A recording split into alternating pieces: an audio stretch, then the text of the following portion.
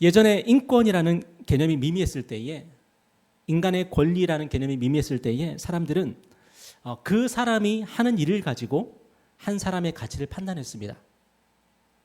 그래서 산업공상 그래가지고 선비들은 가장 존귀한 사람이고 장사하는 사람들은 가장 비천한 사람이고, 그런 식으로 사람들이 하는 일을 가지고 사람들의 그런 높낮이를, 또 귀하고 천하다 이런 것들을 나누곤 했습니다. 그런데 인권의 개념이 발달하면서 사람들은 그 사람이 하는 일과는 무관하게 모든 사람이 가치 있는 존재라고 그렇게 말하기 시작했습니다. 그런데 요즘 많은 사람들이 이 말에 이의를 제기하기 시작했습니다. 그럼 도둑질하는 사람도 가치 있는 사람이고, 살인자도 가치 있는 사람이고, 연쇄살인마도 가치 있는 사람이고, 음주운전으로 많은 사람들을 죽이고 다치게 하는 사람도 존중받고 가치 있는 사람이냐. 많은 사람들이 그런 불만을 가지게 되었습니다. 심지어 역사적으로 독재자들이 수많은 사람을 죽이고 고문하고 고통스럽게 했는데 그런 사람들의 인권도 고려해야 될 대상이 되느냐, 인간으로서의 존엄을 지켜줘야 되느냐, 이런 문제까지도 생기게 됐습니다.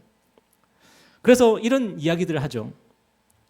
테러리스트를 잡았는데 그 사람이 어딘가에 폭발물을 설치했고 이 폭발물이 곧 터지게 되었습니다. 과연 그 사람을 고문해서 폭발물이 어디 있는지 알아내야 되는 게 맞느냐, 아니면은 그 사람의 인권을 존중해서 끝까지 대화와 설득을 통해서 그 사람의 자백을 받아내야 되느냐.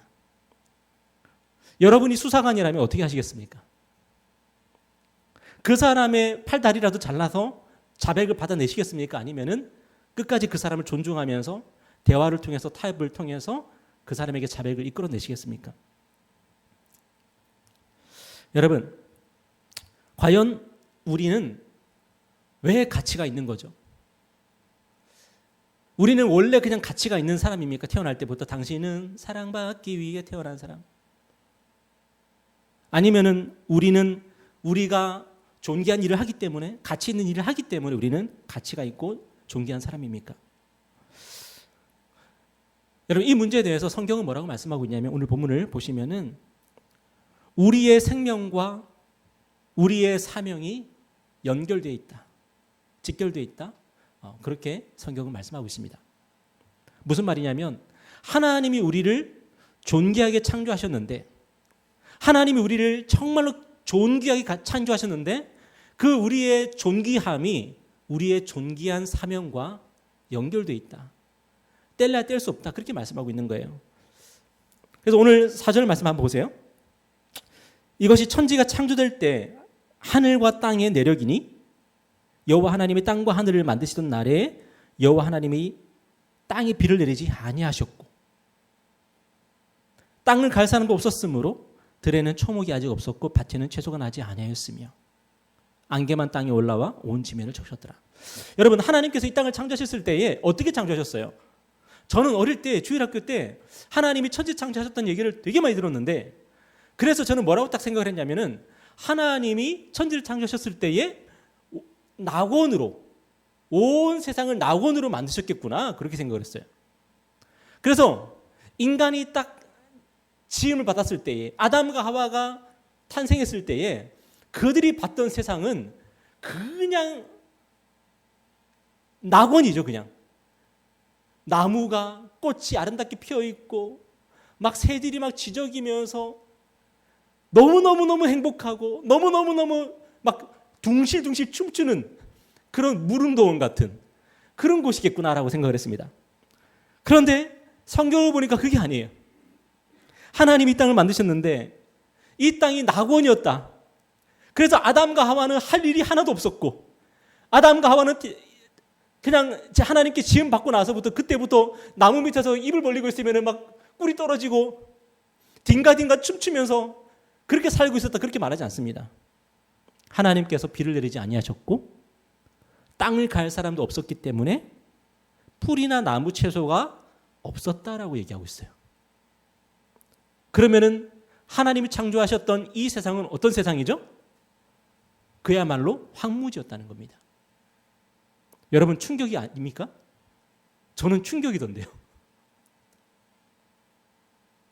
물론 성경은 에덴 동산에 대해서 얘기하고 있습니다. 낙원에 대해서 얘기하고 있거든요. 그런데 낙원에 대한 얘기뿐만 아니라 먼저 에덴 동산을 창설하시기 이전에 하나님이 이 세상을 만드셨을 때 어떤 세상으로 만드셨냐면 하나님이 비도 내리지 아니하셨기 때문에 땅을 갈 사람도 없었기 때문에 이 세상은 아무것도 없었다는 거예요. 풀도 나무도 채소도 없었다는 거예요. 여러분, 그런데 이 땅이 어떻게 자기 구실을 하게 되었죠? 이 땅이 어떻게 자기 구실을 하게 되었냐면 하나님이 사람을 지으시고 그 사람이 땅을 경작하고 땅을 갈면서 이 땅이 제 구실을 하게 되었답니다. 풀을 내기 시작했고 나무를 내기 시작했고 열매를 내기 시작했다는 거예요. 사람이 그 일을 해야 했답니다. 땅이 우리 인간보다 먼저 지음을 받았는데 땅은 누구를 기다리고 있었냐면 우리 인간을 기다리고 있었다는 거예요. 우리 인간은 땅보다 이후에 지음을 받았는데 우리 인간이 지음을 받았을 때에 딱 지음 받고 보니까 해야 할 일이 굉장히 많았더라는 겁니다. 인간은 땅을 갈아서 풀과 나무를 내야 했고 채소와 열매를 맺게 해야 했습니다. 그뿐입니까? 우리가 잘 아는 것처럼 이 땅의 동물들의 이름을 누가 지었습니까? 아담이 그 동물들의 이름을 지었다는 거예요.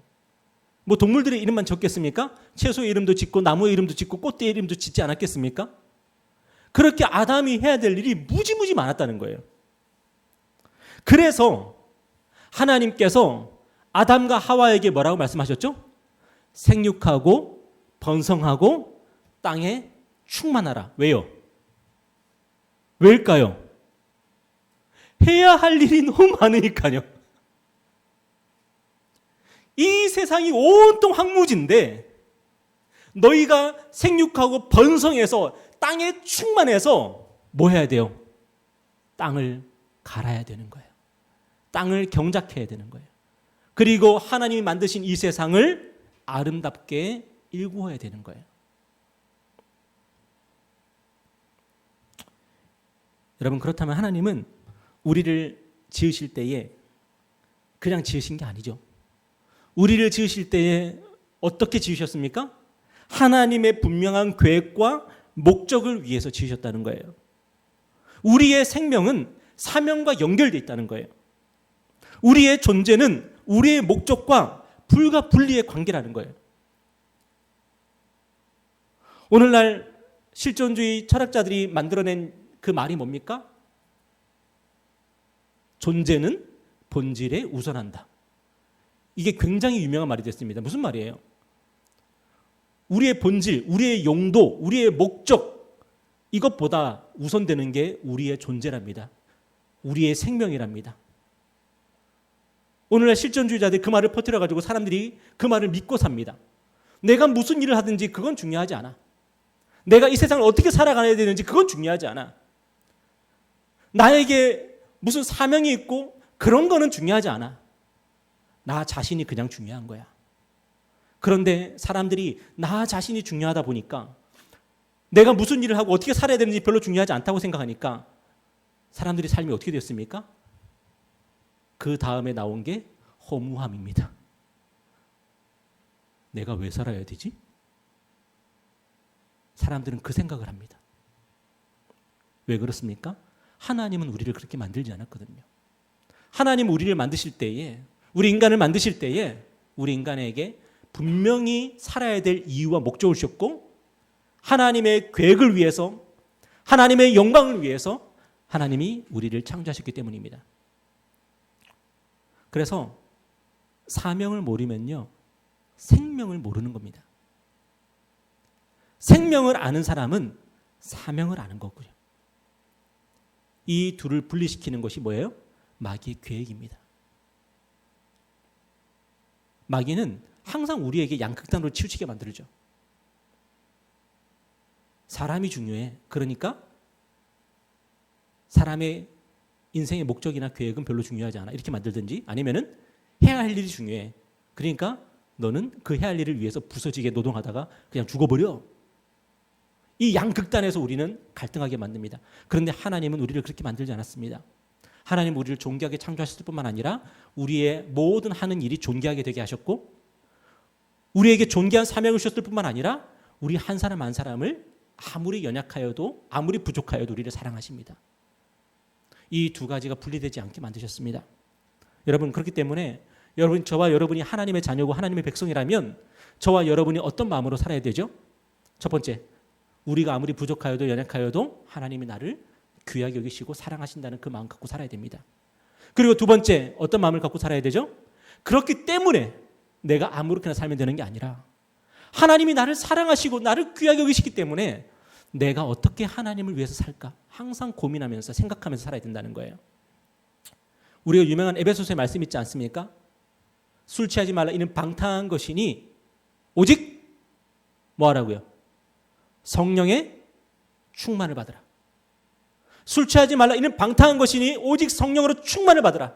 무슨 말입니까? 술 취하지 말라 이는 방탕한 것이니 허송세월 한다는 거예요. 하나님이 우리를 구원하셨고 하나님이 우리를 존귀하게 여기시는 그런 새 사람을 입었는데 우리가 방탕하게 살면은 시간 헛되이 낭비하고 허송세월 보내게 된다는 거예요. 그렇게 살면 안 된다는 거예요. 오직 성령으로 충만을 받아야 돼요. 성령 충만한 사람은 어떻게 살죠? 하나님이 나를 사랑하신다는 그 감격 속에서 그 다음에 하나님이 우리에게 주신 사명을 위해서 성실하게 신실하게 살아가게 된다는 것입니다. 그게 바로 성령 충만이에요. 사람들이 성령 충만에 대해서 오해하는 게 뭡니까? 하나님의 성령으로 충만을 받으면은 맨날 기도만 하고 있고 맨날 성경만 보고 있고 그렇게 된다라고 생각을 해요. 물론 그것도 중요하죠. 너무나도 중요한 거지만 성령 충만한 사람의 특징이 뭡니까? 혹시라도 남편이십니까? 그 남편의 역할에 충실하게 되는 겁니다. 아내이십니까? 아내의 역할에 충실하게 되는 거고 혹시 자녀이십니까? 자녀의 역할을 충실하게 살아가게 되는 겁니다. 부모라면 부모의 역할을 지혜롭고 충실하게 살아가게 되는 거. 그래서 자기가 맡은 역할을 잘 감당해 나가는 거. 이게 뭐예요? 이게 성령 충만입니다. 물론 말씀과 예배와 기도가 항상 뿌리가 되어야 되겠지만 그래서 예수님을 만나는 사람들은요 구원받고 영생을 얻는 것만이 아닙니다. 와 나는 구원받았어. 와 나는 천국 가게 되겠네. 그러고 끝이 아니에요. 예수님 만난 사람은 그 다음에 어떤 삶을 살아요? 자기의 자리에서 자기의 본분에 정말 충실한 삶을 살게 되는 거예요. 그래서 여러분이 정말 별로 안 좋아하는 성경 말씀 중에 하나가 뭡니까? 아내들아 자기 남편에게 뭐하라? 복종하라. 와, 이 말씀은 좀 빼면 안 돼요? 갑자기 우리 남자분들 막 가슴이 웅장해지고 막 갑자기 그죠? 그런데 싫죠. 인간적으로 이 말씀은 싫은 말씀이에요. 근데 성령 충만을 받으면 이 말씀대로 살아가게 된다는 거예요. 남편들은 어떻게 해야 되죠? 아내 사랑하기를 예수께서 자기 자신을 교회를 위해서 내어주심처럼 그렇게 사랑을 해요. 한마디로 남편들에게 뭘 요구하셨어요? 아내를 위해서 죽으라는 겁니다. 아내를 위해서 죽으라는 겁니다. 내가 낸데 하지 말고 내가 막 사나이인데 이러지 말고 아내를 위해서 죽으라는 겁니다. 아내가 이렇다 그러면은 네 그렇군요. 아내가 저렇다 그러면 네 그렇군요. 그렇게 살라는 겁니다. 이거 얼마나 어렵습니까? 얼마나 수치스럽습니까? 내가 남자인데 내가 힘이 더 센데 그런데 남편들은 그렇게 해야 된답니다. 왜요? 예수께서 교회를 위해서 자기 자신을 내어주셨기 때문에 예수께서 교회를 위해서 자기 자존심을 죽이셨기 때문에 근데 이게 안 되잖아요. 이게 안 되는데 성령으로 충만을 받으면은 그렇게 살아진다는 거예요. 자기의 역할을 감당하게 된다는 거예요. 자식들은 어떻습니까? 성경은 뭐라고 말해요? 내 부모를 뭐하라? 공경하라. 이것이 약속이 있는 첫 계명이래요. 근데 자녀로서 부모를 공경하는 게 쉽습니까? 무지무지 어렵죠. 오히려 어릴 때가 더 잘 됐던 것 같아. 어릴 때는 그래도 부모님이 힘도 세고 하니까 젊고 하시니까 오히려 어릴 때는 부모 공경하는 게 그렇게 어렵지 않았는데 제가 나이가 드니까 제가 부모님보다 더 건장해지고 하니까 부모들이 약해지니까 그러니까 부모 공경하는 게 잘 안 돼요. 어려워요, 그게. 그런데 성령 충만을 받으면 어떤 일이 벌어진다는 거예요? 부모를 공경하게 된다는 거예요. 부모를 섬기게 된다는 거예요. 부모들은 어떻습니까? 부모들은 자식들을 함부로 하게 되잖아요. 자식들을 자기 마음대로 하게 되잖아요. 그런데 부모가 성령 충만 받으면은 자식을 존중하게 된다는 거예요. 그리고 내 생각대로 자식을 가르치는 것이 아니라 예수 그리스도의 말씀으로 자녀들을 양육하게 된다는 거죠. 여러분, 예수님은 제자들을 부르실 때에 사람을 낚는 어부가 되게 하겠다고 부르셨습니다. 너 나 만나면 구원받게 될 거고 너 나 만나면 천국 가게 될 거야. 그렇게 말씀하신 것이 아니라 허송세월하던 사람들을, 인생의 참된 목적과 의미를 찾아가지 못하던 사람들을 만나셔서 부르셔서 그들에게 인생의 참된 의미와 목적을 위해서 살도록 그렇게 만들어 주셨다는 것입니다. 오늘날 이 세상은 우리의 자리를 박차고 일어나서 우리의 자리보다 훨씬 좋은 자리로 나아가라 그렇게 말합니다. 그러니까 무슨 문제가 생깁니까? 내가 있는 이 자리가 불행하게 느껴지는 거예요. 지금 이 자리보다 더 나은 자리로 내가 나아가는 게 하나님의 뜻이야 이렇게 만들어버리는 거예요. 그러면 지금 있는 이 자리가 감사가 되지 않죠, 당연히. 지금 있는 이 자리가 영광스럽지 않아지죠. 제가 이렇게 작은 교회를 목회하고 있지 않습니까? 세상은 저에게 뭐라고 말할까요? 이 작은 교회에서 목회하지 말고 큰 자리로 나아가라. 아니면은 이 자리를 크게 만들어라. 그 얘기밖에 안 할 거 아닙니까? 그러면은 그 말을 제가 들으면은 이 자리에 대해서 제가 감사하게 될까요? 우리 교회에 대해서 제가 정말로 사랑스럽게 될까요? 안 되죠. 그런데 하나님께서 우리에게 뭐라 그러셔요? 하나님이 우리에게 사명을 주셨는데 성령 충만하면 그 사명을 감당하게 될 텐데 그게 뭐냐면은 지금 있는 그 자리에서 정말로 하나님을 위해서 하나님을 섬기듯이 사람을 섬기고 그 일을 잘 감당하라는 겁니다. 한마디로 말해서 우리의 자리를 바꿔주시는 하나님이 아니라 그 자리에서 내 마음을 바꿔주시고 내 눈을 바꿔주시고 나의 생각을 바꿔주시는 하나님이세요. 그렇게 해서 우리의 자리를 갖다가 존귀하게 만들어주시는 하나님이십니다. 아담과 하와가 지음을 받았는데 눈 떠보니까 황무지밖에 없어. 아담과 하와가 무슨 생각했을까요? 우리가 알다시피 나중에 에덴 동산 만들어주시지 않습니까? 아담과 하와가 나 에덴에 있을 거야. 내 에덴 동산에 살 거야. 맨날 그랬을 것 같습니까? 제 생각에는 아담과 하와가 아침에 딱 일어나서 눈을 뜨면은 새벽 종이 울렸네. 새 아침이 밝았네. 그러면서 황무지로 나가서 그 하나하나를 갖다가 밭을 갈고 땅을 갈고 거기에다가 씨를 뿌리고 그랬을 것 같아요.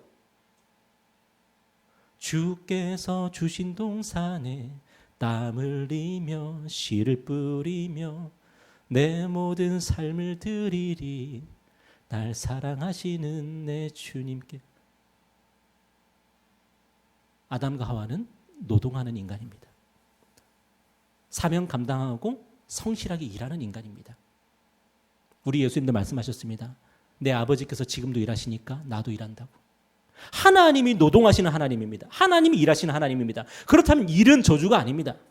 일은 존귀한 것입니다. 아담과 하와는 그 사명을 감당하는 그런 사람들이었던 것입니다. 여러분, 하나님께서 여러분을 자리를 바꿔주시고 자리를 옮겨주시면 감사하게 옮기십시오. 하나님께서 여러분의 지위를 높여주시면 감사하게 그 지위의 높은 곳에 올라가십시오. 거기서 또 열심히 일하십시오.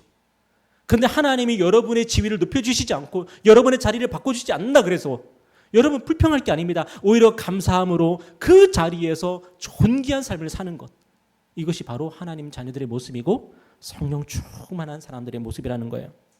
하나님, 제가 진급해야 되겠습니다. 제가 직장 옮겨야 되겠습니다. 물론 기도하는 것도 좋지만 먼저는 그 자리를 하나님 앞에서 영광스럽게 만들어 가셨으면 좋겠습니다. 아름답게 만들어 가셨으면 좋겠습니다. 그래서 하늘에 비도 내리지 않고, 그래서 그 밭을 일굴 사람이 없어가지고 아무것도 나지 않는 그 땅을 하나님 도와주십시오. 하나님 은혜를 주십시오. 그럴 때 하나님이 어떻게 하실 것 같아요? 여러분이 그 땅을 갈기로 결정하고 여러분이 그 땅을 일구기로 결정하면 하늘에서 비가 내립니다. 하나님이 비를 내려주시는 거예요. 우리가 인간답게 살 수 있는 비결, 우리가 인간답게 살아갈 수 있는 방법 뭡니까?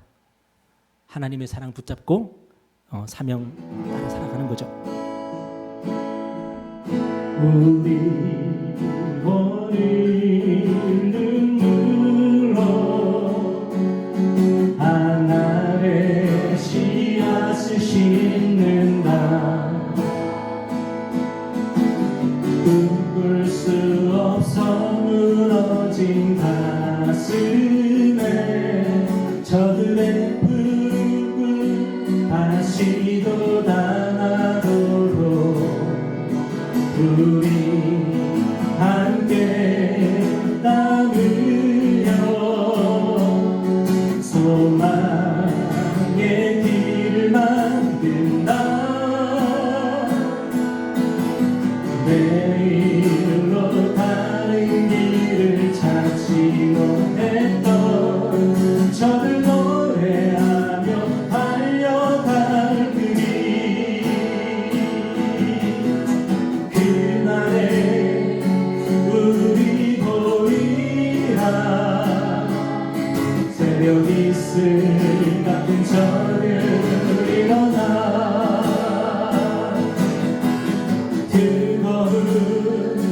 가슴 사랑의 손으로 이 땅 치유하며 행진할 때 오래 황폐하였던 이 땅 어디서나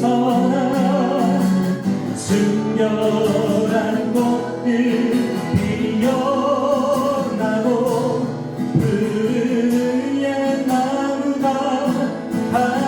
가득한 세상 우리 함께 보리라. 그날에 우리 보리라. 새벽 이슬 같은 저들 일어나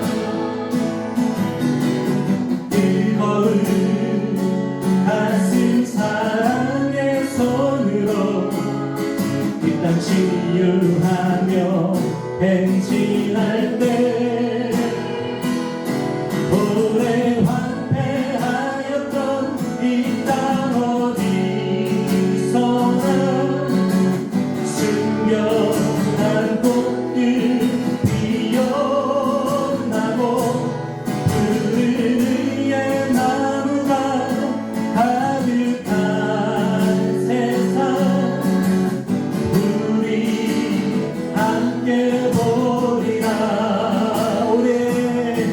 오래 황폐하였던 이 땅 어디서나 순결한 꽃들